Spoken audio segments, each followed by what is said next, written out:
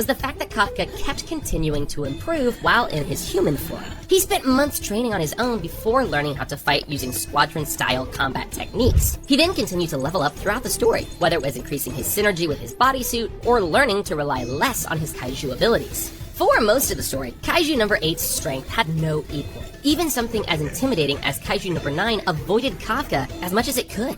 Kafka was even strong enough to bring this monster close to the brink of death several times over the course of the story. Kaiju No. 8 was basically humanity's last hope when it came to facing threats that were bigger than they could handle. While the Defense Force's base was raided by the Kaijus, Kafka kept his cool and even wound up deflecting a bomb made of several preondactyls fused together. Later, when he got caught and was about to be executed, Kafka put up a great fight against the Director General of the Defense Force, Isao Shinomiya, one of the strongest high-ranking officials within the entire organization. However, things took an interesting turn when Kaiju No. 8 slipped out of Kafka's control and gained a life of its own.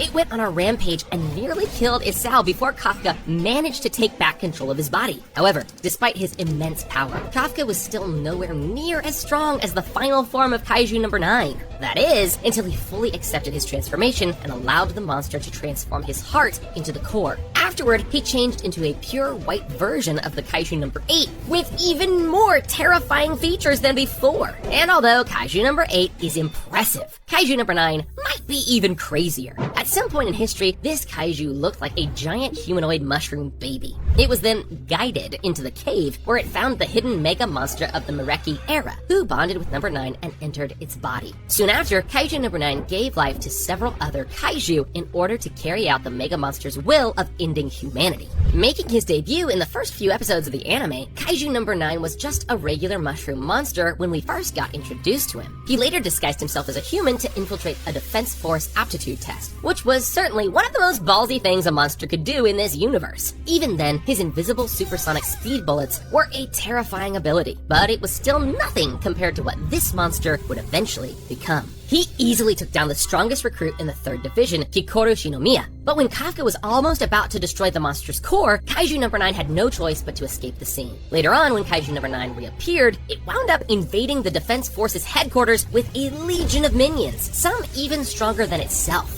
These monster minions were strong enough to keep up with other top-tier Defense Force officers like Mina and Soshiro. You see, what makes Kaiju No. 9 interesting and dangerous is the fact that it's very familiar with monster anatomy and physiology, just like Kafka is. In fact, Kaiju No. 9 can go even further beyond that by literally changing other monsters' biology or even resurrecting them back to life as mindless slaves. It even hijacks the bodies of other monsters and turns them into much more dangerous versions of themselves. The coolest thing about Kaiju No. 9 is the fact that it is a brilliant strategist that even wound up tricking the late director of the Defense Force, Isao, and later absorbed him while Kafka was forced to watch helplessly. After absorbing Isao along with Kaiju No. 2, it turned into a buff tank with a long tail, 2 sets of red eyes, and huge arms. It also learned the squadron-style combat technique by absorbing Isao's memories. It took every trick in the book for Kafka to stand his ground against No. 9, since the monster could basically adapt to anything. During the climax of the Last Wave arc, Kaiju No. 9 built an entire army for itself. By every metric, Kaiju No. 9 became one of the strongest kaiju to ever exist. Even with the entire Defense Force backing him up, it still wasn't clear if Kafka could defeat this monster. However, once Kafka evolved into his new form, Kaiju No. 8 overpowered No. 9 and blasted his core apart. Once dead, Kaiju No. 9's body morphed into the Mega Kaiju of the Meiji era.